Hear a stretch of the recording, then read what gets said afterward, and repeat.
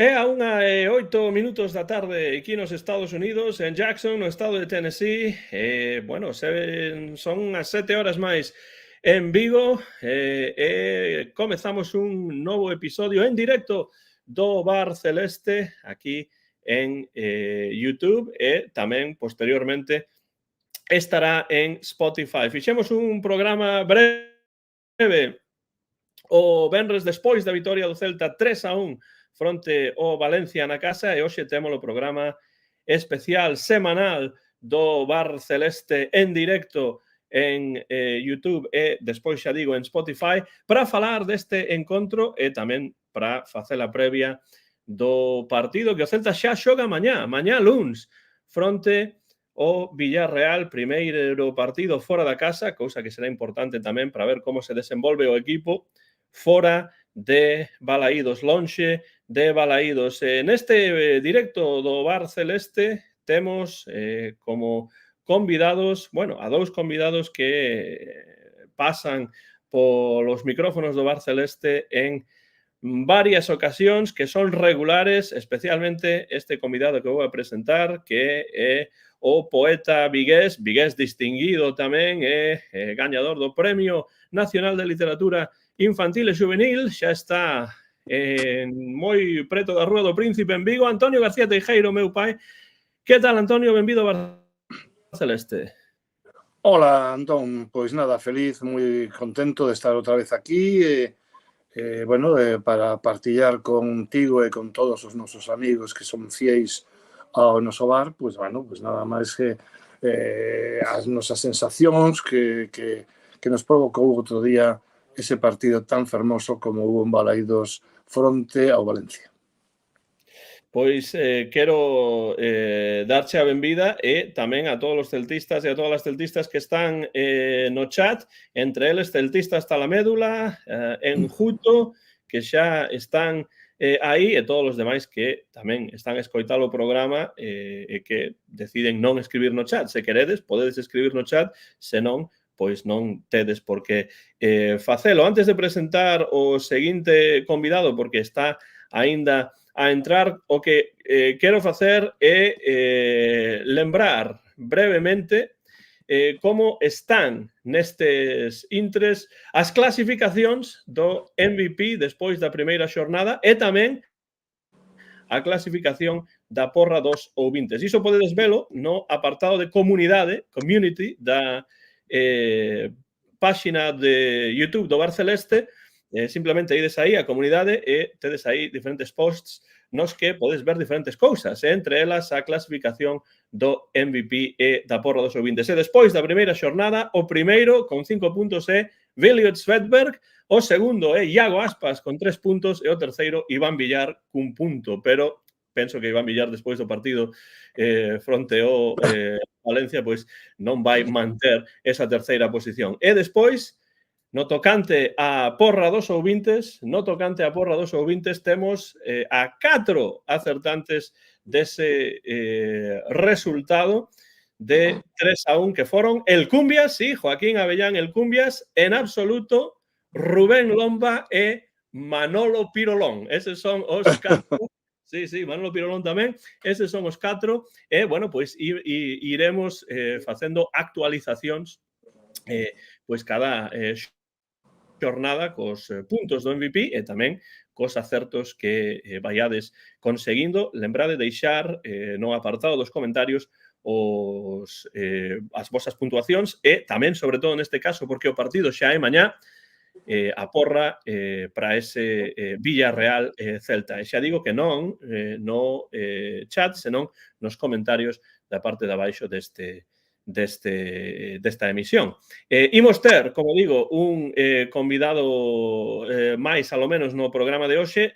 Vou presentalo cando estea dentro poda participar, pero, Antonio, mentres agardamos que chegue as túas primeiras visións dese partido, 3-1, victoria importante. Xa non lembro canto tempo hai que o Celta gaña os 2 primeiros partidos de Liga e, ademais, os 2 primeiros partidos de Liga na casa. 6 puntos de 6, 3-1 fronte a un Valencia. Como viche o partido? Cales son as chaves para ti? E despois presentamos o noso vindeiro convidado que xa está por aí. Antonio.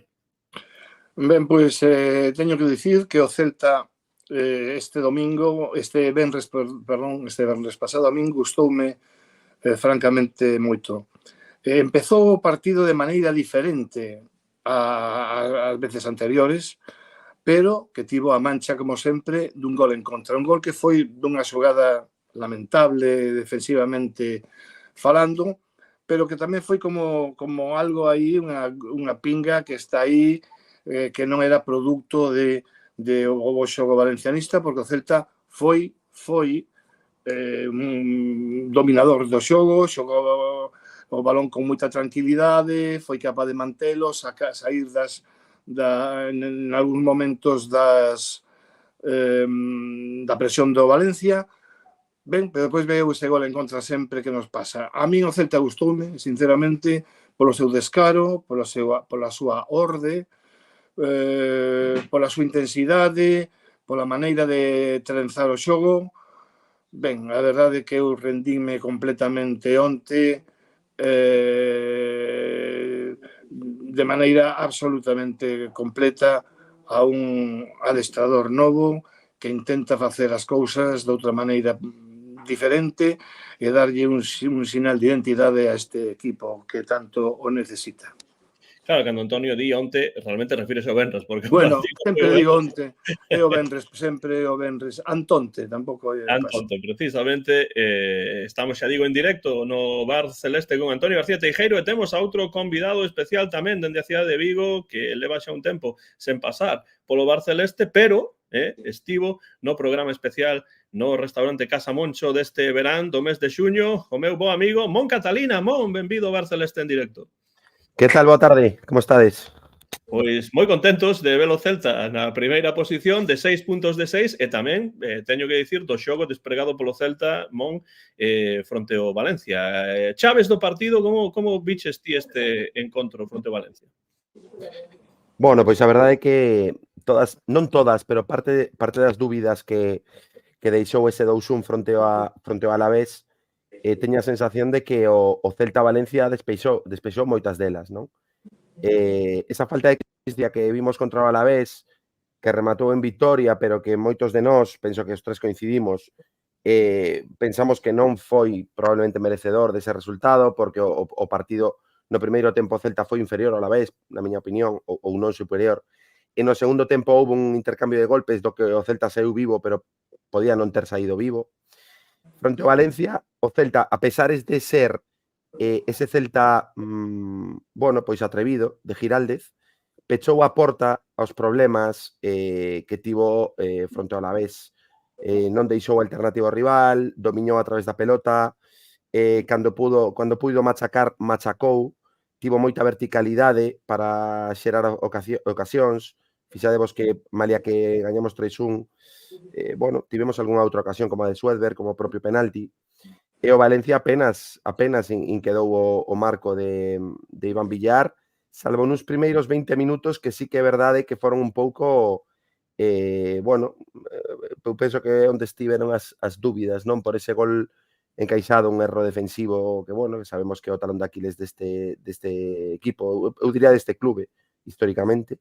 E logo unha tallada de Iván Villar, un remate, creo que de Thierry, non? Pero fora diso, o Valencia apenas xerou perigo e o Celta foi, penso que absoluto digno e merecedor gañador do partido, non? Entón, bueno, se aclaran algunhas cuestións dubidosas que tiñamos fronte ao Alavés. É un 6 de 6, é un inicio que penso que nin os máis vellos da categoría lembrábamos. E, dende logo, hai que ser moi optimista, non só polos resultados, senón tamén, como dicíades, por esa valentía de Giraldez, por esa capacidade que ten para meter xente xoven, xente nova, que está a responder realmente, verdadeiramente, que era un pouco o que se pedía, non? Tira da xente xoven, non fai falla que saian estrelas como Gabri Veiga, como Iago Aspas, non teñen que ser verdadeiramente internacionais para sair, non? E aí estamos con xogadores que están aportando. Hugo Álvarez cada día máis consolidado, Damián, que imos dicir de Damián, Javi Rodríguez ao mesmo, dicir, dá gusto fixadevos que contra o Valencia houve un momento que tiñamos 8 canteráns no campo. Entón, iso é unha verdadeira maravilla, non? Con Borja Iglesias, contra de Borja Iglesias. A verdade é que moi satisfeito, moi ilusionado, pero tamén cos pés no chan porque acaba de empezar, porque son o Alavés e o Valencia, que penso que van a ser 2 equipos que van a ter bastantes problemas este ano, e porque queda moitísimo, estou seguro de que imos pasar por grandes dificultades, como non pode ser de outra maneira, non? Sí, polo que di Mon, ocórrenseme dúas preguntas. A primeira, poderíase dicir que esta vitoria fronte ao Valencia, en certo modo, é unha vitoria case que coral, pero hai algúns nomes que son especialmente importantes neste partido. Eses 2 goles, por exemplo, en prácticamente 2 ou 3 minutos, cambiaron totalmente a tónica, o tono do partido. Pero que xogadores destacaríades vos neste partido como xogadores realmente imprescindibles neste equipo de Xiraldez, no que parece que pode haber moitas rotacións e moitos cambios? Eu, falando por min, teño que dicir que o Celta, efectivamente, o venres pasado foi un equipo moi coral. Foi un equipo onde prácticamente todos, agas 2, no meu punto de vista, cumpriron un papel importantísimo cunha regularidade verdadeiramente excepcional. Para min, eu creo que, como decía antes Mon, xogadores como Javi Rodríguez, como Damián, entraron cun descaro no equipo verdadeiramente excepcional. Eu vexo a Javi Rodríguez que parece un veterano, non? Depois, claro, se lle ven as costuras de cando en vez, pero eso é lógico tamén, pero ten un desparpajo e unha maneira de xogar que parece un veterán. Iso é moi importante se responde a unha continuidade de esforzo e de centrarse e saber onde está, non? Entón, teño que dicir que bueno, Damián, que tamén se dicía, eu creo que todo o mundo foi cumprindo máis ou menos co que se lle pedía, non? Para min houve 2 xogadores que sinceramente non estiveron a altura, como Iván Villar, que sigo dicindo, bueno, pues que un porteiro que non dá seguridade ninguna, pode facer unha parada moi boa un día, pero con eso non solventa, e Bamba, non? Bamba a min continúa sendo para min unha enorme decepción. Fora destes 2, creo que houve un nivel bastante alto e bastante, sobre todo, solidario, non? Porque había unha gran solidaridade, tanto ofensiva como no centro de campo, como ofensivamente, non? Entón, bueno, xogadores chaves para min, pois, sinceramente, o xogador que a min personalmente sigo dicindo que o noso faro, Iago Aspas, con todos os seus defectos e con todas as súas cousas, que está vibrante, está dinámico, está ilusionado, parece un rapaz, é que parece un rapaz, é unha cousa increíble, como o ves, como aguanta o partido, como corre, sinceramente. Iago Aspas, a min, é que me encantou. Gustoume moitísimo Mingueza nesa primeira mitade, un golazo, a inteligencia que se supón a Mingueza, de esa clarividencia futbolística, parece que estivo moi brillante. Logo, claro, non puido xogar por esos mareos que ao parecer tivo. E logo Fran Beltrán. Eu sigo dicindo que Fran Beltrán o quero de titular sempre no meu equipo. É un xogador que ás veces a xente non o valora e me parece injusto. Sempre estamos dicindo que ten que dar un paso máis, pero ele vai nos dar, vai dando eses pasos sempre que haxe un adestrador que o comprenda, que comprenda un sistema que lle vai a él. Así pasou con Coudet e así está pasando con Claudio Giraldez. Eu creo que foron os 3 xogadores, dende o meu punto de vista, máis significativos ou máis claves na vitoria do outro día. E teño que decir tamén que estou notando, non sei se por cuestións psicolóxicas ou por qué, un certo parón na evolución sinceramente de Hugo Álvarez, non? Se quizáis que non lleváis ese posto de carrileiro dereito, cando defende inseguro, cando ataca faltalle a lucidez de outros momentos. Bueno, paciencia, porque un xogador novo, pero eso nos indica que que cos xogadores temos que ir moi pouco a pouco, paseniño a paseniño, exixíndoles o que hai que exixirles e non facer deles uns fenómenos cada 2x3, non? Prácticamente diría que para mí foron as chaves do partido. Bueno, chaves en canto a xogadores. A chave do partido foi empatar o antes posible despois de recibir o gol. Sí, Eso sí, foi moi importante. Reflexión importantísimo, claro. Non só empatar, sino despois marcar. E logo xa sin tempo a que respirasen meter o segundo gol, non? Sí. Eso foi fundamental. Pero os xogadores, esos tres son os que destacaría por riba de todos, ainda que recoñezo que hai xogadores que tiveron un alto nivel ese día. Que ademais os 3 goles foron verdadeiros golazos, incluído o terceiro gol de Fran Beltrán. Fran Beltrán, xogador, Mon, que ti defendes sempre, co que eu estou moi de acordo tamén, bueno, que fixo un verdadeiro partidazo fronte ao Valencia. Que destacarías ti, ademais do que xa falou Antonio? Bueno, concordo moito, non? O tema de Iago, acábanse xa os calificativos, non? Os adxectivos, os sustantivos, calquera clase de palabra que expoñamos sobre Iago Aspas quédase sen significado, non? Non só pola clarividencia futbolística que ten, que iso xa o coñecíamos, senón pola o que dicíades, non? Pola ilusión que transmite, porque nos micrófonos da televisión, que tiven a oportunidade de ver logo o resumo do partido, é que verdadeiramente o que dicía Antonio, non? Transmite a ilusión dun rapaz, parece que acaba de subir ao primeiro equipo, pero non só polo que di, que poderían ser palabras vacías, senón pola comunicación non verbal que ten, non? Por esa ilusión, queremos ir líderes, eu por min intentaría gañar a Liga, pero sí que non nos dá, dende que está Claudio estou moi ilusionado, síntome importante, que Iago Aspas diga, que é a bandeira do Celta, que agora se sinte importante, era para coller a Benítez, e non sei que dicir, non quero dicir unha barbaridade, pero como é posible que o xogador bandeira do equipo dun clube centenario como o Celta non se sentira importante o ano pasado? Pero que estaba a pasar aí? Non? O sea, Iago Aspas ten que recuperar a ilusión por xogar ao fútbol, por favor, home, por favor. Iso xa o di todo do ano pasado, non? Entón, a iso que dis, Mon, eu engadiría rapidamente que habería que dicirlo tamén a todas as persoas que tomaron decisións últimamente na directiva do Celta que non tiveron en conta que o mellor xogador ou un dos mellores xogadores da historia do Celta estaba aí e está a perderse esa opción de gañar algo cun dos mellores xogadores do Celta porque non se fai un equipo para ese tipo de obxectivos. Pero bueno, continúa. Sí, por suposto, porque os proxectos son van virando cada ano, cada temporada, non? Entón é complicado. Pero bueno, iso é unha cuestión que logo, se queredes, podemos tocar outra vez, pero que ten, bueno, que necesitamos continuidade. Esa continuidade pasa, na miña opinión, non porque o esteamos a ver este ano, senón porque o dixemos hai anos xa, está aí a hemeroteca, por un Celta baseado na identidade, baseado en xogadores da casa, porque de nada serve investir cartos no filial, facer unha boa base se logo as portas do primeiro equipo están pechadas, non? E traes medianías como xogadores como de la Torre Allende que bueno, que poden ser bons xogadores para outros equipos, pero que está claro que aquí non deberían estar por diante de outros xogadores como os que están a xogar agora, como Damián, como Álvarez e como outros, non?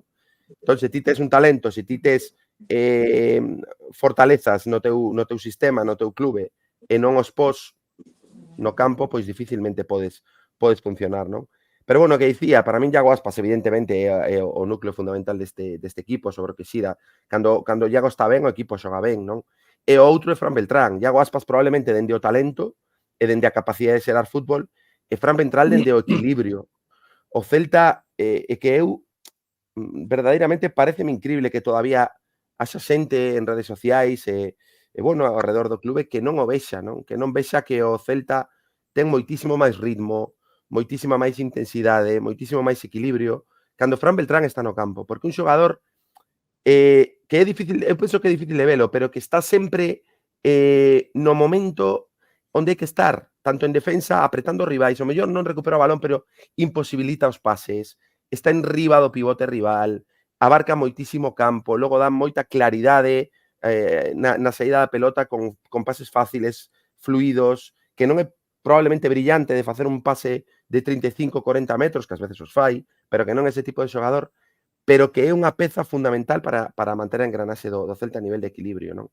Para mí son os dous mellores xogadores do plantel, do 11 titular do Celta. E a partir de aí o positivo é que se están a sumar algúns máis como Julio Schwedberg, que continúa a ter eses destellos de xogador brillante, como outro día o disparo que saca Mamardashvili, que é unha verdadeira maravilla, ese quiebro que fai a dereita. E logo, outros xogadores, efectivamente, Hugo Álvarez está un pouco máis desaparecido, pero é un xogador que non comete erros, que pode ter un día non moi brillante, pero que é un xogador dun 6 ou dun 6,5, nunca vai cometer moitos erros de bulto, non? Logo, xogadores que cando estás a gañar senden do banquillo como Starfelt e axudan tamén a defender, sí. A min gustoume moito a defender o resultado. Borja Iglesias, que lle vai dar moitísimo aire ao equipo cando Dubicas, se é o final Dubicas o titular, que estará por ver, pero que lle vai dar moitísimo aire ao equipo para utilizalo, que non foi así contra o Valencia, para mí foi un dos erros que cometeu o Celta, pero que vai dar moitísimo aire ao equipo para xogar en longo con el e descargar balóns, porque xoga fantásticamente ben de espaldas.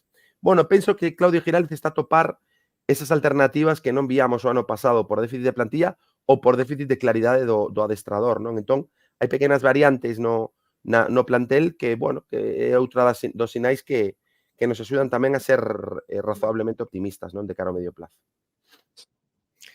Non te esquezas, Mon, de Mingueza, porque ten un mérito terrible xogando no lateral esquerdo e resolvendo como resolveu outro día. Foi parte fundamental nos dos goles. Un materializou uno e o outro tivo unha visión a medida que Iago lle pedía ese balón que foi, bueno, porque moi poucos xogadores capaces. Ese gol é fantástico, se ve esa repetición, é unha xogada realmente traballada, porque hai dous xogadores que contribúen a xerar ese espacio, que son Tasos Dubicas e Julio Schwedberg. Sí, se abre unha esquerda e outra dereita. Exacto, e aí aparece Aspas cun control, ese control de Iago Aspas é dunha calidade tremenda, porque vai a unha velocidade enorme e queda perfectamente pegado ao pé.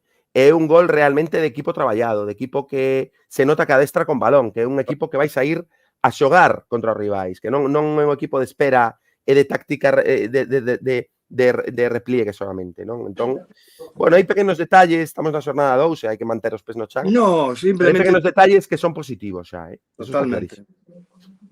Sí, é que realmente é difícil escoller un gol deses tres, pero ese segundo gol, o gol de Iago Aspas, pola importancia de dar a volta ao resultado, pero tamén polo control e por como puxo o corpo e o pé para rematar despois dese control semi-orientado, bueno, pareceume un gol de un verdadeiro superclase que é o que Iago Aspas. Un par de cousas que quero tocar. 8, 9 canteiráns fronte o Valencia, moito canteirán no primeiro equipo.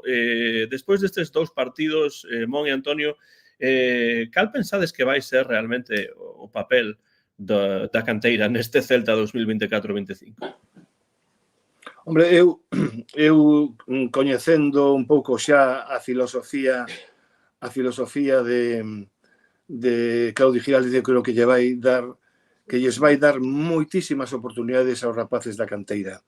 Algúns xa casi están consolidados, porque eu xa vixo a Damián por hoxe como titular aí difícil de mover, eu creo, en fin, sin entrar xa en ningún outro punto, dicir que eu creo que vai ter bastante protagonismo, que ademais vai dar demasiadas oportunidades a todo o mundo, vai ter enchufado a todo o mundo. Saír Sergio Carreira outro día para mí foi tamén un sinal claro de que tamén conta con el para ese lateral derecho, e por certo fixo moi ben o tempo que estivo, non lle podemos pedir máis. Apostar como apostou o día do Alavés e agora refrendouno por Javi Álvarez é moi claro.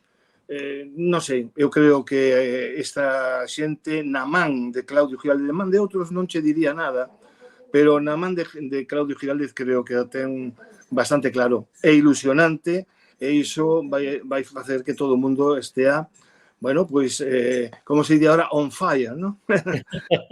Todo o mundo estea motivado para sair no seu momento e para sempre aportar cousas. Eu, sinceramente, creo que foi un orgullo ver a tanta xente e, sobre todo, ver que non eran xogadores de recheo, non? Para que, bueno, xogou 5 minutos e tal, e saiu. Non. Xogadores dende o principio, titulares que ano pasado estaban no Celta Fortuna, titulares no equipo de primeira división, titulares fronte ao Valencia, e gañando e facendo moito para gañar os 3 puntos. A verdade é que eu son optimista con relación á utilización da canteira porque Claudio Giraldez é un adestrador de canteira. Coñece os xogadores e sabe moi ben o que quere. Bon. Sí, concordo. E sobre todo, eu penso que é algo máis que adestrador de canteira, por suposto, adestrador de canteira. No, pero que comprende a canteira, quero dicir. Sí, que comprende a canteira e que a valora. Non digo que sexa só un xogador de canteira, entendes? O sea... Sí, que neste tema é clarísimo entender que Claudio Giraldez é un celtista máis. Quero dicir, é un home que mamou o celtismo dende xuvenís, que está a poñer xogadores en primeira división que el tivo no Celta xuvenil, que foi subcampeón de España. Entón, claro, a Hugo Álvarez o coñece mellor que ninguén. Él o dicía en sala de prensa, que os xogadores que chegan ao primeiro equipo chegan porque curraron e porque o merecen, non porque sexan colegas, nin familiares, nin nada de nada, porque isto é fútbol de alta competición, non? Entón, ao final, e aí están os resultados. Quero dicir, é que hai que velo como natural, porque realmente os xogadores que veñen de fora non melloran o que temos na casa e hai que rachar con esa falta de autoestima histórica que temos. Porque isto, que é algo que todo o mundo ve natural noutras partes de España, como Donostia ou como Bilbao, aquí parece que todavía hai que facer un pequeno exercicio nalgúns casos, noutros non, evidentemente. Eu penso que no Celta nos últimos 20 anos, no celtismo demos un paso enorme neste sentido, non? Eu lembro cando era rapaz que en Balaídos aos rapaces da canteira se dispoñón a cruz dende o primeiro minuto. Queríamos brasileiros e yugoslavos e os rapaces da canteira como que tiñan un desprezo bastante insoportable en algúns casos, non? Penso que agora a afición é mellor nese sentido que hai 20-25 anos. Pero tampouco se traballaba tan ben a canteira. Sí, pero houve xogadores, Antonio, de canteira que podían ter oportunidades e que en Vigo realmente era unha praza difícil para os xogadores canteiráns. Nada que ver con outros sitios como nomei antes, non? No, bueno, por suposto. Había un apoio incondicional por parte do público e se disculpaban determinados erros, non? Aquí nunca fomos, hai anos non éramos unha afición comprensiva con este tipo de política, non? Entón agora eu penso que todo o contrario. En ese sentido teño que remarcar tamén o papel de Balaídos. O tema de Balaídos é unha cousa increíble. A experiencia de ir a ver un partido do Celta que nada ten que ver co que era aí, xa non digo 20 anos, hai 5 ou 6 anos. E que iso cambiou radicalmente. É unha maravilla ver a cantidad de xente que está unha hora antes nos alrededores de Balaídos. Ademais, atopei a Antonio, estivemos charlando antes do partido. Penso que faltaban 45, 50 minutos, non, Antonio, para que comezara o partido. E os alrededores do Val de Fragoso estaban a tope de xente. Que iso era algo que hai anos non era así. Ata 20-25 minutos antes do partido non había un pouco de ambiente. Agora é unha experiencia, é a experiencia do fin de semana ir a ver o Celta Balaídos. Moitísima xente xoven, moitísima xente no recibimento do autobús do Celta e logo dende o primeiro minuto, non dende o primeiro minuto, dende o himno, dende o Liberia dos 100 anos, dende esas cancións previas ao partido. Non te digo nada este fin de semana cos foguetes que botaron ali, coa pirotecnia que botaron. Foi unha experiencia fantástica, non? Fantástica. E Balaídos está sendo unha pedra importantísima neste Celta de Claudio Giraldez. E o Gallá siga así, non? Porque esa comunión entre público, xogadores e club está a ser fundamental para ver un resurdir do Celta, que iso con Benítez tampouco tiñamos, non? Eu creo que iso non se daba dende a época de Berizzo, sinceramente. Sí. Na época de Berizzo, pero era menos eléctrica, eh? Había moita comunión, pero era menos eléctrica. Agora, dende que refixeron a grada de gol, a grada de marcador, dende que hai esa grada de animación, desde que está esa Oliveira dos 100 anos, é que é unha éxtase, sinceramente. Había que, pasa que claro, non me quero meter en cuestiones de alcaldía nin de política, pero sería importantísimo rematar canto antes a grada de gol, porque eu, imaginándome unha grada de marcador, posta en gol, é dicir, unha simetría aí, é que ten que, Balaídos vai ser unha locura, unha absoluta tolemia cada partido, porque xa, a ver, con todos os respectos para a xente que vai a gol, pero gol agora é o patito feo de Balaídos sin ninguna dúbida, non? É o que está fora da festa prácticamente, porque realmente o que empurra a grada de marcador nese fondo ateigado de xente xove e que leva un pouco a iniciativa de animación, pensar nunha grada similar enfrente vai facer de Balaídos un dos campos máis quentes de España, non? Entón sería importantísimo que dende as institucións deran pulo a esa grada, a esa obra, porque a verdade é que son moitos puntos os que pode gañar o Celta tendo estos condicionantes, non? Sí, estou de acordo. Mesmo, claro, é difícil na televisión ou nunha grabación, pero a nosa colaboradora Susi Bugallo gravou co seu teléfono o himno, é verdadeiramente impresionante e está como vídeo no Bar Celeste que subimos o mesmo venres. Bueno, realmente é unha cuestión, a min lémbrame pois os mellores estadios de Inglaterra, con eses gritos, con eses cánticos, e sobre todo unha entrada máis grande ca en partidos perante o Madrid ou o Barcelona. Pero fíxate, Antón, foi impresionante. Eu teño que dicirche, sinceramente, que sempre me lembro de ti. Decir, cada vez que comeza un partido e comeza co Oliveira aos 100 anos, ese ambiente electrizante, esa paixón polo equipo, esas bufandas ao aire, esas bufandas ao aire e esas bufandas como pancartas, non? É dicir, eu lembrome de ti porque, aínda que Susi Bugallo collese, é que é imposible recoller un teléfono móvil pero nin de lonxe. Sí, imposible. Que non ten nada que ver. No, porque sinceramente lo podes coller, incluso a veces poñen aí algo na televisión, non dá. Si estás no medio, emocionaste. Eu teño que dicir unha vez máis, que ao rematar o partido, que se volveu outra vez a cantar a Oliveira aos 100 anos, que estaban os xogadores ali, a mí me caíran as bágoas. Tío, es que xa son maior e me emociono por calquera cousa, pero estaba realmente emocionado porque había algo que frotaba no ambiente que había moitos anos que eu non vivía. Sí, estou de acordo, mesmo sen ter estado aí, é unha cousa que a min gustaría moitísimo ter a oportunidade de vivilo, alo menos nunha ocasión, cousa que non é, que polo de agora non é posible, pero que agardo que nalgúnha ocasión sí que o sexa. Penso que hai que aproveitar dende o punto de vista estratégico da directiva esta situación, non? Porque é algo que, como dicides, non se ve dende hai moitísimo tempo, e mesmo un estadio que non está completo aínda. Cando estea completo, como dicía Mon, pois vai ser ainda máis impresionante porque o Celta está a emocionar, está a interesar os socios, os xareiros e a xente de diversos lugares, porque hai xente que viaxa para chegar aos partidos dende outras partes de Galicia de xeito continuo, non unha vez ou dúas, senón xeralmente, non? Entón, penso que é o que levamos dicindo hai moito tempo, que realmente o Celta non é a directiva, non é o presidente ou a presidenta, é a afección. E iso non é populismo, esa é a realidade de calquera equipo de fútbol, porque os equipos de fútbol non son empresas, simplemente. Sí.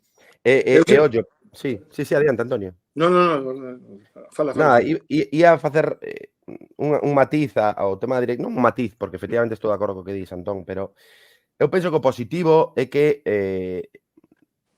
independentemente de como saian a cuestión deportiva, que está por ver, independentemente de que a planificación deportiva deste ano está moi condicionada polos erros do pasado, por eses planteles sobredimensionados en cuanto a fichas, e que agora temos que reducir en número, en tamaño, non? E que está a imposibilitar moitísimo a chegada desas 2-3 pezas que quere Claudio Giraldez, que iso está por ver, está por reconstruir todavía.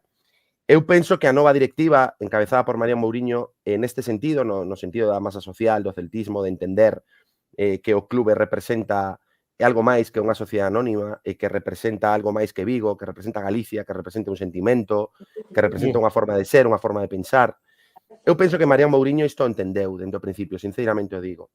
E penso que marcou moito a diferencia co seu pai neste caso, non? E non só por palabras que o dixo dende que chegou, que quería devolver o Celta ao celtismo e que era consciente de que ela era a presidenta, pero que representaba simplemente unha figura que tiña unha masa social detrás.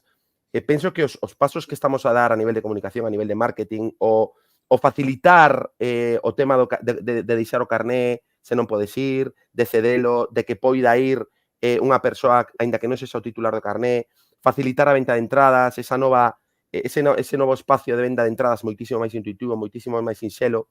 Quero dicir que hai moitísimas pistas que nos están a dar de que verdadeiramente hai un interese por facilitar a xente, por abrir o Celta ao celtismo, non? E iso ao final dá resultado, evidentemente, non? A celebración dos 101 anos do outro día podría ter pasado perfectamente desapercibido, non? Pois non, quixeron facer esa pirotecnia para facer todavía máis atractivo o partido, para enganchar máis a xente, para xerar ambiente. O tema do fútbol feminino tamén está aí. Quero dicir, se están a dar pasos realmente positivos, non? Que é certo que o listón estaba moi baixo pola anterior directiva, porque era un absoluto desastre. E máis, estou seguro de que de estar Carlos Mouriño na directiva, estaríamos con unha rolda de prensa para sembrar problemas xa, porque lembrade que cada vez que había bons resultados ou boas noticias en Casa Celta, aparecía unha rolda de prensa do presidente e xa empezábamos a falar de cuestións alleas ao deportivo. Botaba unha xerra de auga fría, sí. Por iso, entón, penso que este perfil baixo, que é intervencionista, pero que ten un perfil baixo, moderado, conciliador de Marián Mouriño, pois encaixa moitísimo mellor co que o Celta, non? E co que debe ser a presidenta dun clube como o Celta, non? Entón, penso que iso tamén é unha boa noticia, que estamos traballando, insisto, a pesar de ter unha herdanza bastante envenenada, porque a nivel de dirección deportiva todas estas fichas, todos estes problemas dos que falamos, están a ser un impedimento para facer un plantel máis completo, penso que se están a dar os pasos adecuados, aceitados, para que o Celta como clube, como institución, poida avanzar, non? E poida completar un proxecto que vaya a paseniño, pero que vaya cara adiante, cara a metade da táboa, que é onde ten que estar o Celta por historia, non? Sí, cando falábamos ou facíamos anteriormente, anos pasados, os primeiros episodios do Bar Celeste, se falaba que a xente non ia a Balaídos, que, bueno, que había bastante desidia, que a xente estaba... Eu sempre dixen o mesmo porque, sinceramente, é o que a min sempre me moveu como celtista, non? Había un verbo fundamental que era ilusionar. Ilusionar non significa crear castelos no aire, ni prometer nada. Significa poñer as bases necesarias para que a xente se sinta cómoda, con ganas de ir a Balaídos, de ter certas expectativas, sempre coa cabeza sobre os ombreiros, pero independentemente de todo ilusionar. Ilusionarnos a todos con cousas, con pequenas cousas. Dicía alguén aí en Lurislo, me parece, por que non fixeron estas cousas aí un ano? Pois que hai un ano, no 100º aniversario, foi unha auténtica vergonza, feita para as autoridades, feita para eles e non para o público. A de este 101 foi para todos. A xente vibraba, a xente lle caían as vaguas, a xente aplaudía, que o partido se gañou, sí, pero ademais se gañou tamén dunha maneira moi fermosa. Virán partidos en que non se vai gañar, virán partidos en que nos darán, pues, nos meterán 3 ou 4 goles. Vai pasar, evidentemente, porque somos o Celta e dentro do que cabe temos as nosas eivas, pero realmente esa ilusión xa quedou para aprenderse. Agora o que hai que intentar é non desilusionar, porque eso é a segunda parte do verbo ilusionar, é dicir, o contrario, non? E logo tamén quería decir que me acordei moitísimo de Javier Zúñiga, porque estuve con él ao principio, aparte de estar con Mon, que é sempre un placer atoparte con Mon, e despois quedara con Javier Zúñiga, demos unha aperta, el viña moi feliz coa súa entrada de tribuna, e pensei moito del, porque dixen, joa, que ben escolleu o partido para vir, xa que viña dende Huelva a pasar un tempo aquí, que ben escolleu o partido, porque ese partido queda marcado para sempre. E acordei moitísimo del, porque realmente é un celtista de corazón.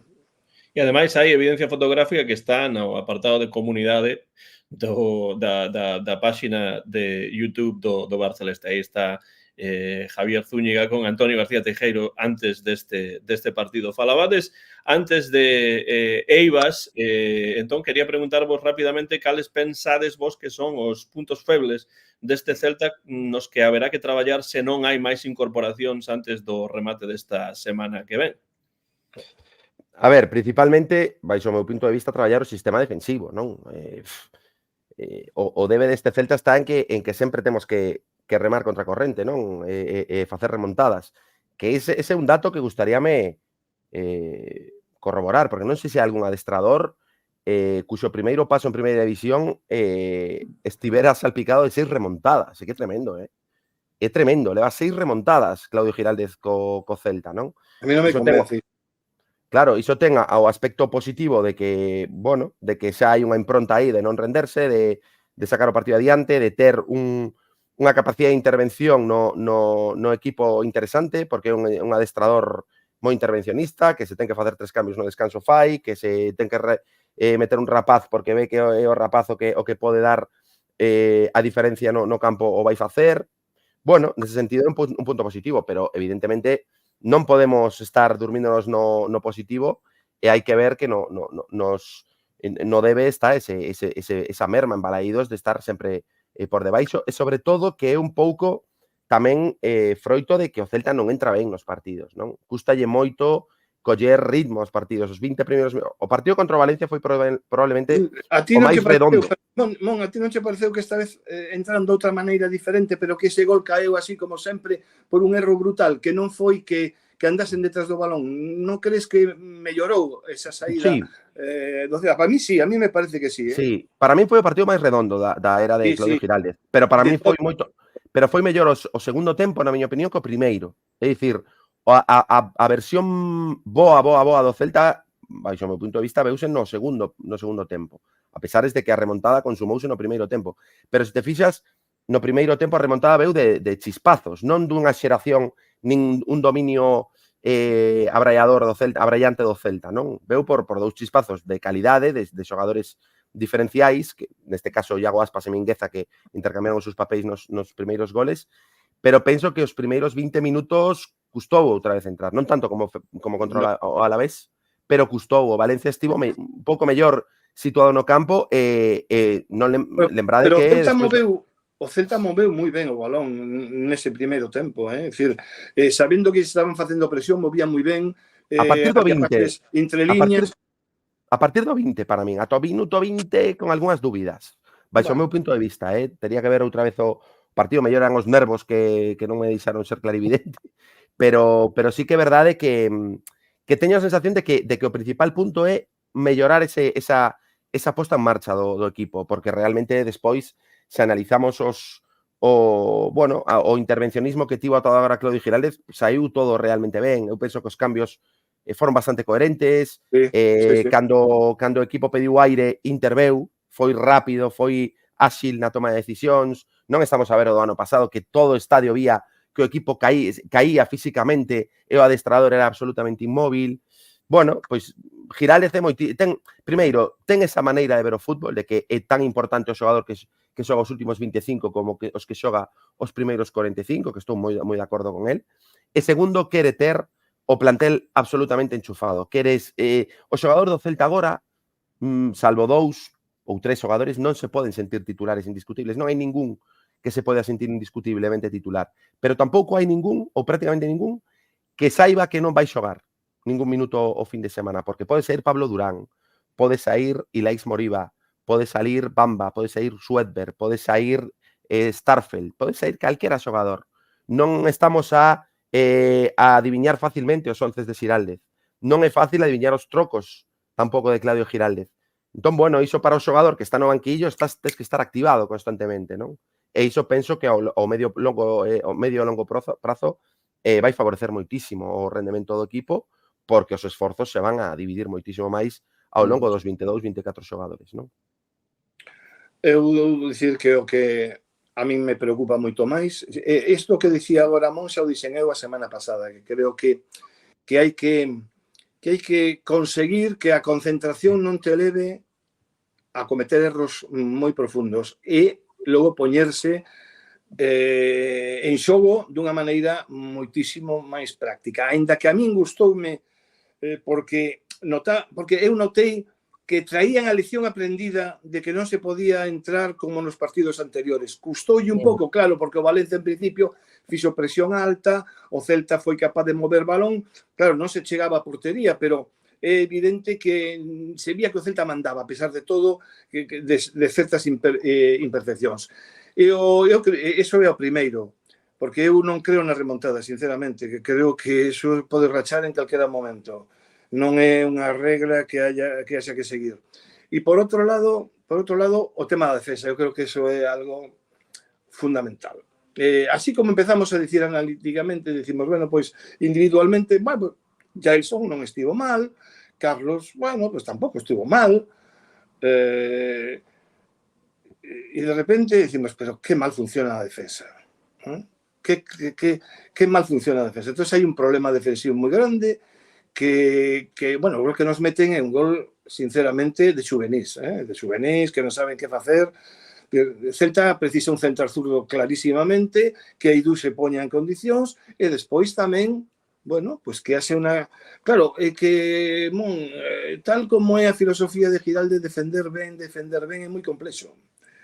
Arrisca demasiado, prima o ataque a defensa, e iso que me dá min medo, porque... Sí, pero Antonio, a min, eu coincido contigo, pero estamos a encaixar goles, non penso que non pola valentía do adestrador, que os encaixaremos, porque senón por erros, home, o gol do outro día non é por estar coa defensa alta ou por tomar riscos demais. A min si estamos xogando ao ataque e colle, como se chama agora, con bloque alto o equipo, e nos collen a espalda e marca o rival un contragolpe, digo, bueno, son riscos que hai que asumir e forman parte da identidade do adestrador e que penso que nos dará máis que nos quitará, pero o gol que recibimos contra Valencia é unha suma de erros de conceptos básicos, comezando polo porteiro, e continuando pola falta de contundencia aos centrais, indiscutiblemente. Totalmente. No, sí, evidentemente.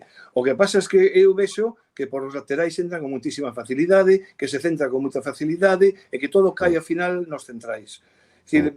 Non hai laterais que defendan de verdade, hai carrileiros, e entón iso, que é moi bonito para o ataque, ao que me refería eu, non é tan bonito ou tan práctico para defender, non? Eu creo, ademais, que todos os bons resultados parten dunha boa defensa. A defensa é fundamental. Non estamos falando dun búnker defensivo, sino solidez defensiva, mentalidade defensiva para, evidentemente, despois desplazar cara a ofensiva, porque senón, eu o que me temo, e non quero ser agoreiro, pero eu o que me temo, o que teño medo son os partidos fora de casa. Teñolle un pouco de medo porque o ano pasado non foron tan brillantes. Se perderonse 2 ou 3 partidos, gañouse como se gañou en Granada, cando estaba prácticamente Granada fundido. Eu, para estar feliz, definitivamente, aínda que despois pase o que pase, necesito ver un Celta fora de casa máis forte. E iso é o medo que me dá, pero non, aquí non hai crítica ninguna, pero haberá que arranxar a engranaxe para que non vayamos a cada partido e nos metan 2, 3 goles, porque non vai ser fácil fora de casa. E agora mesmo falaremos de fora de casa, porque o vindeiro partido mañá xa en Villarreal vai ser un partido complicado, pero pregunta de nave isto, quería saber se queredes comentar algunha cousa disto ou mellor esquecer o pasado. Tocaréis el tema Benítez, as declaracións de Benítez nunha canle británica durante esta semana dicindo que o Celta estaba a facer exactamente o que el dixera cando era entrenador, pero agora cun novo adestrador.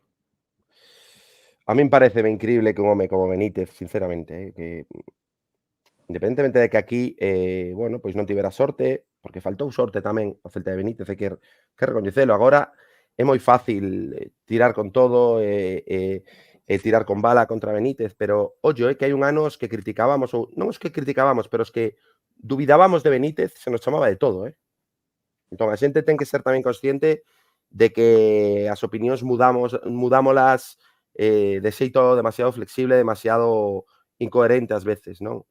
Entón, eu penso que un adestrador como Benítez, con esa trayectoria, non pode entrar nestas cuestións, non pode nunha entrevista ser tan incoherente, non? E tan básico, porque realmente calquera que siga a evolución do Celta, non agora no principio de temporada, senón dende que encaixamos ese 4-0 no Bernabéu, que foi o último partido de Benítez como adestrador do Celta todo agora, o Celta nada ten que ver con aquel Celta de Benítez. Insisto, un Celta de Benítez que de non ser por unha tempada marcada por cuestións arbitrais tremendamente injustas como había anos ou penso que nunca sucederá en Vigo, probablemente Benítez sería o adestrador do Celta a día de hoxe. Por lo tanto, tamén temos que ser conscientes de que ás veces hai un componente de azar xigantesco, non? No fútbol e na vida.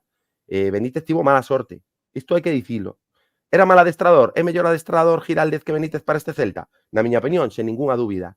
Pero que Benítez tivo mala sorte co Celta. Que fixo malas cousas? Sí. Pero probablemente se nunha tempada normal, que non sucederan cousas estranas, o Celta tería rematado un 10º ou 10º e este ano sería a segunda tempada de Benítez. Por lo tanto, bueno, isto que quero dicir é que non debemos cargar as tintas, temos que estar un pouco por enriba de todo isto, demostrar que como afición tamén estamos a outro nivel, non? E bueno, este home terá que xustificar nestas entrevistas ese caché, ese ego que ten, non? Xustificar que, bueno, que o de Vigo, pois, bueno, que non lle deron tempo, que non entenderon e tal e cual, para intentar pegar outro pau no seguinte contrato, que eu penso que é un pouco o que busca, non? Porque esas 6 ofertas da Premier, xa che digo eu, que non o cree ninguén, non o cree absolutamente ninguén, que tivo 5 ou 6 ofertas da Premier, non? Entón, bueno, son palabras que creo que dende o Celta, dende o adestrador, pasando por algún xogador e tal, se contestaron dun xeito moi elegante por parte de Claudio Giraldez, por parte incluso de Iago Aspas, deixando claro Carles Pérez, deixando claro, como fixo Aspas, con esa clarividencia o morrazo que ten, que agora está ilusionadísimo e que dende que está Claudio Giraldez, o dixo ben claro, dende que está Claudio Giraldez hai ilusión. Comprou a ilusión, claro. Exacto, sen nomear a Benítez, pero deixando ese recado, penso que é unha maneira bastante elegante de respostar.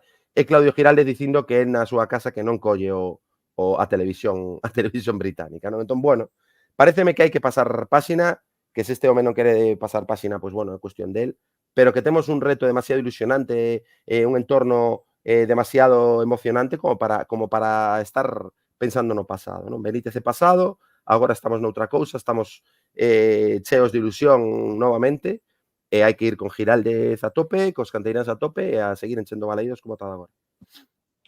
Sí, eu creo que é dicir, mellor non facer caso, non seguir afondando no seu labor, etcétera, etcétera, pero claro, é el que se mete nestes berenxenais, non? É dicir, é el que Benítez, solamente dúas palabras, porque estou totalmente de acordo co que Dimón, non imos repetir o mesmo. Falta de elegancia e un egocéntrico absoluto que non ten autocrítica al ser despedido, nada máis. Xa está, así, non darlle máis importancia. A partir de aí, non darlle máis importancia. No, estou moi de acordo, entón quero preguntarvos os tres mellores xogadores deste partido fronte ao Valencia para xa poder saber cales van ser os puntos desta segunda xornada para os xogadores. Mon, estamos a facer, por se non o sabes, os tres mellores xogadores de cada partido, o mellor leva 5 puntos, o segundo 3 e o terceiro 1. Se non hai 3, pois poden ser 2, e se non hai 2, pois pode ser un tamén, e poderá haber mesmo un partido, a ver do que non que haxa ningún. Esta vez podía haber máis, pero bueno. Pero desta vez podería haber moitos máis. Os meus son os seguintes, para min o mellor foi Iago Aspas, el segundo foi Mingueza pola incidencia que tivo no xogo e porque está xogando, e o terceiro Beltrán. Podía cambiar Beltrán con Mingueza, pero vamos, para mí foron os tres xogadores personalmente que máis me gustaron. Eu teño exactamente os mesmos, así que non vou repetilo. Mon. Estaba calculando canto eran 38 por 5 para saber cantos puntos vai levar Iago Aspas a final de temporada. 190, ¿no? Bueno, sí. Pero bueno, para min Iago Aspas, obviamente, porque é que cando xoga o Celta ben é porque Iago Aspas está ben, é difícil atopar un moi bo partido do Celta, un partido redondo do Celta, e sen Iago Aspas, ese pode ser unha preocupación tamén, non? Porque un xogador de 37 anos independentemente de que sexa tan especial como Iago, é difícil que teña unha versión tan fantástica durante as 38 jornadas, pero bueno, iso veremos máis adiante. Primeiro, Iago Aspas, 5 puntos. Segundo, Fran Beltrán, para min. Porque sí que é verdade que Mingueza estivo presente nos 2 primeiros goles e foi moi brillante nese apartados, que foi moi decisivo, pero que para min Fran Beltrán é o que aporta ao pegamento, é o que é quen de manter esa regularidade nos 90 minutos, e para min iso é fundamental, a parte do terceiro gol, que un golazo, non? E logo o terceiro Mingueza. Iago Aspas, Fran Beltrán e Mingueza. Eu tive a dúbida tamén entre eses dous, creo que calquera podía ser o segundo xogador, pero eu neste caso comprendendo, claro, que ademais Fran Beltrán meteu un golazo por outra banda, non? Pero en momentos, claro, en momentos clave, cando a situación estaba como estaba, arranxaron un pouco entre Iago Aspas e Mingueza. Sí, e sobre todo porque Mingueza está xogando no lado cambiado, que eu critiquei esa decisión no VAR anterior, pero bueno, xa procurar non criticar nada máis, porque ao final dante na cara e ojalá sempre nos dean na cara con estas cousas. Pois pasamos xa a última pregunta, a derradeira pregunta deste VAR celeste, porque o Celta vai xogar por primeira vez nesta tempada fora da casa e o partido non é nada sinxelo, é fronte a un Villarreal que leva victoria e empate, que ainda non perdeu ningún partido nestas dúas xornadas. Que agardades deste partido? E despois, por suposto, porra time para saber como pensades que vai rematar. Primeiro Mon e despois Antonio, e imos rematando esta emisión en directo do VAR celeste cando son xa as 2:04 e as 9:04 en Vigo. Pois mira, primeiro todo que vou estar ali, porque mañá vou dende Santiago a Valencia, e logo dende Valencia ata Castellón para estar ali in situ no Estadio da Cerámica, non? Teño moita ilusión por ese partido. Mais o último partido que xogamos ali, gañáramos, que estiven ali, gañáramos 2-3, por tanto, bueno, a ver se son outra vez... No, pero o último que estiveches ti, non? Estiven. Digo que o último partido que gañou o Celta foi que estabas ti ali, non? Que es decir, sí, no Cerámica. Os dous últimos perdéronse, claro. Sí, pero, bueno, expresime mal. O último partido no que estiven eu na Cerámica, anteriormente. O gañáramos 2-3, entón, bueno, a ver si somos quen de repetir ese resultado. De todos os xeitos, a ver, houbo que agardo, evidentemente, puntuar, porque sería un resultado fantástico puntuar ali, pero tamén, o que dicía Antonio antes, resolver esta dúbida de que vai ser o Celta fora de casa, non? Porque isto que di Claudio Giralde de que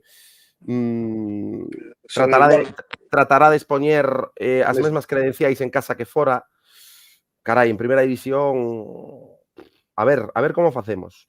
Porque primeiro hai que ser consciente das carencias que ten a nivel de plantel o Celta, non? Evidentemente. E segundo, de que hai rivais de moitísimo nivel, non? E que haberá momentos en que o teu plan A non vai a sair, seguramente no partido, e terás que botar man de outras ferramentas para intentar ser competitivo e puntuar, non? Pois xogar en bloque baixo, intentar defender balóns laterais con máis capacidade, resistir a determinados xogadores de moitísima máis calidade que os teus defensas, bueno, toda esa serie de cuestións que fora da casa son ben diferentes as que tes embalaídos, non? Por ese empuxe tamén da afección, non? Entón, bueno, con un pouco nese sentido de tranquilidade, porque vamos con 6 puntos, e, bueno, é unha situación que noutros anos non tivemos, que xa dende o primeiro minuto tes urxencias por puntuar, pero tamén creo que o equipo ten que ter exigencia, ten que ter ambición, ten que ter gañas de gañar, e ten que aproveitar que agora, pois, por primeiro momento prácticamente nos últimos anos non temos esa ausencia clasificatoria e que ves a clasificación e tes que poñer as gafas e dar a volta porque pensas que é imposible que o Celta este arriba, tal e cual, pois poder ir ali sen presión, con tranquilidade a xogar o fútbol, a intentar ser mellor que o rival, pero non intentar ser o mellor que o rival a través da pelota só, senón a través de conceptos defensivos, que é o que lle falta a este equipo e que é fundamental se queremos ser competitivos fora de casa, non? Entón, en definitiva, quero ver un equipo que puntúe, fundamentalmente por enriba de todo, pero que mostre solidez a nivel de estructura, porque se vemos un partido tolo, quedamos 3-3 ou 4-4, estarei absolutamente contento, pero non contribuirá a despexar determinadas dúbidas que seguro que daqui a final de temporada aparecerán, sobre todo nos partidos de fora da casa, como ben dicía antes Antonio, ¿no? Eu vendo, estou de acordo con Mon prácticamente, eu vendo o nivel defensivo do Celta, que encaixa sempre un gol en casa, na propia casa encaixa sempre un gol. A min dame un pouco de medo ver que pode facer este equipo en terreos como Villarreal. Villarreal ten un equipo moi bonito. A min é que Villarreal é un equipo que sempre me gustou, unhas veces está mellor, outras veces peor, pero é un equipo que aposta polo fútbol, non?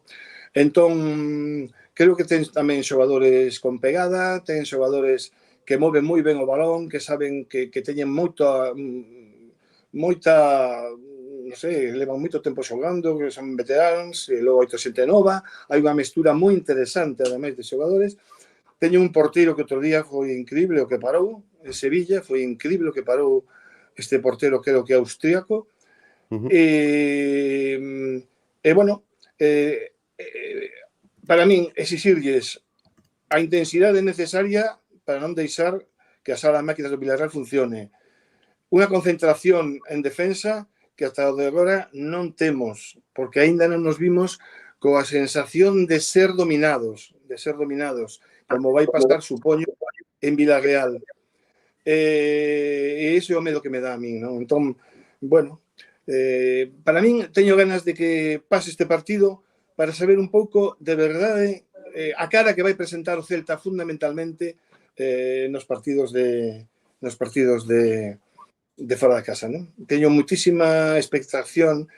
O malo que por razóns familiares non poder ir ver o partido que eu ia ver a pesar de ser fora de casa, pero bueno, supoño que verei os últimos minutos e a última media hora. Así que bueno, eu penso que non vai ser doado, pero estou a expectativa, non me atrevo a dicir nada especial, porque quero saber realmente como é o planteamento e como é a mentalidade do Celta lonxe de Balaídos, porque claro, aquí non está o público en riba e a xente animando, é outra historia totalmente diferente. E a min... E logo, Antonio, que é un partido en 72 horas. É dicir, que hai que meter rotacións. É dicir, a aliñación probablemente sexa moi diferente, non? Teño tamén esa inquietude por ver que 11 imos sacar e se vai ser competitivo un 11 tan diferente, non? Tamén. Non. É dicir, eu non falo de aí en absoluto de medo. Non se trata de medo. Se trata de ver unha realidade, nada máis. Estamos vindo unha moi bonita que é a que é en Balaídos, pero non sabemos como vai ser esa fora de casa. Entón, bueno, pues veremos como é a cousa. En principio, pues agardar con expectación o planteamento de Benítez, que hoxe creo que foi, que entendín, non sei se foi nunha entrevista que lín, que él prácticamente ia plantear as cousas do mesmo xeito que se xogase na casa, non? Claro, dixo Antonio Benítez, pero referíase, por suposto... No, Claudio Giraldez, sí. Benítez se plantexa un partido fora como na casa Benítez, dalle un infarto acto seguido. O sea, sería totalmente imposible iso. Por eso. No, pero estamos dándolle demasiada bola a Benítez. Benítez xa é algo pasado. No, pero é porque ti dixeches Benítez. Por eso digo, por eso digo que xa Antón inconscientemente se me mete. Entón, no, que lle vaya ben porque non o boto de menos. Pero bueno, a ver que pasa. Eu teño medo que un equipo vibrante en ataque, un equipo forte e tal, que coa defensa que temos faga auga. A ver. Partido retransmitido en directo pola Televisión de Galicia, eu, por suposto, aquí nos Estados Unidos, vereino en diferido. E en Gol Televisión tamén, en Gol Televisión. En Gol Televisión tamén, sí. Eu creo que me toca un gol que na Televisión de Galicia, porque vaya por Castelán en Gol Televisión, na TVG en galego, eu vou velo con comentaristas hispanoamericanos aquí en ESPN Plus, pero non en directo porque mañá comeza o curso na universidade e teño que dar clase exactamente a hora na que vai xogarse o encontro. Para rematar xa, porra time, Mon e Antonio, bueno, se non fixestes a vosa porra na emisión breve do venres, podedes facelo agora, pero nos comentarios cando remate o programa. Mon, Antonio e eu coa porra e rematamos con iso este novo directo do Bar Celeste. Pois eu digo 2-2. Empate con goles. Moi ben. Teño que dicir os goleadores tamén. Se quere, sí. Pois William Sweatberg e Borja Iglesias. Bueno, Sweatberg e Borja Iglesias, que tamén xogou a parte final do partido fronte ao Valencia, parece que tamén está moi metido no equipo, cousa que me gusta moito. Antonio. Pois eu creo que vai ser 3-1 para o Villarreal. 3-1. Pero isto porque é o primeiro partido fora. Eu prometo que en programas sucesivos, cando eu entre, serei moito máis optimista. O mellor me quedo aí, se vexo que o Celta fai auga fora de casa. É que me dá medo o aspecto defensivo do Celta, sinceramente. Dame un pouco de medo. A ver se iso se arranxa. Non, é porque é un rival de entidade tamén. Claro, e un rival de entidade e cunha defensa que é un pouco flan, pues dame un pouco de medo, a verdade. Hai diferentes resultados por aquí no chat, 1-2, 0-1, 3-4. Eu vou dicir o meu típico 1-1. Nesta ocasión sí que teño que dicir o 1-1, porque penso que sería un bo resultado para o Celta, despois de 2 victorias na casa, un empate fora. Sempre encaixa o Celta. Hombre, é moi típico que encaixa. Entón, bueno, un 2-2 ou un 1-1 pode ser posibles resultados moi bons para o Celta. Eu vou dicir 1-1 nesta ocasión. Se tedes unha porra e non a deixastes o venres, deixádea pola parte de baixo deste programa, que rematamos xa. Quero dar as grazas a todos os que estiveron aí. Son moitos como para decir todos os nomes, pero moitas gracias como sempre por estar aí. Case uns 50 celtistas que pasaron polo programa en directo e, por suposto, moitas grazas a Mon Catalina. Agardamos terte, pois sempre que che sexa posible pasar polos micrófonos do bar nesta nova tempada, que xa número 7 do Bar Celeste, Mon. Sí, señor. Pois nada, encantado como sempre, pasarei cando me sexa posible. E por suposto con moita ilusión, porque este ano, bueno, parece que empezamos un poquinho mellor que as outras 6 temporadas, non? Que levábamos sempre, bueno, sobre todo as primeiras jornadas con moita incertidume, con malas noticias. Este ano parece que estamos a empezar mellor. Non hai que dormirse, evidentemente, porque isto acaba de comezar, pero dende logo estas 2 semanas de ilusión, de celtismo e de alegría, iso xa vai no peto, non? Pues por suposto, Mon, boa viaxe ata Levante. A ver se nos dá sorte, Mon. A ver se nos dá sorte. A ver. E sobre todo que cerámica. Dentro do fútbol e fora do fútbol tamén, o que sexa que vayas a facer alá. Sí, home, non vai ser comparable a experiencia de Balaídos, porque ademais o campo da cerámica é eu penso que é o campo máis frío no que estiven. Unha pasada ali, a xente non anima, é como ir a un teatro ou ao cine. Entón, bueno, tratarei de recuperar un pouco a voz para que se nos escoita os celtistas que esteamos por ali. Pero, bueno, importante, a ver se somos capaces de sacar un punto, de puntuar, de seguir dando pasos nos obxectivos. E, bueno, se non, pois esperar a Pamplona e os sucesivos partidos en Balaídos, que pero vas por cuestións penso que está noutra cousa. Vas por cuestións profesionais ou simplemente por Non, vou só para ver o partido. Para ver o partido. Teño ali un amigo que está a vivir ali e aproveitamos, bueno, que agora estamos de vacacións antes de empezar o curso para... Bueno, pois para ver un partido do Celta fora, que sempre é unha experiencia fabulosa, non? Como sabes. Moi ben. Pois boa viaxe, Mon. Xa falaremos. Antonio, pois moitas grazas como sempre. Moi pronto a mercar esa caixa de non sei cantos discos de Bob Dylan, que xa vai sair con concertos dos anos 70. Exacto. Estou agardando que así, xa teño diñeiro apartado. Todo o que non gastei contigo, pois xa o teño aí guardado para poder compralo.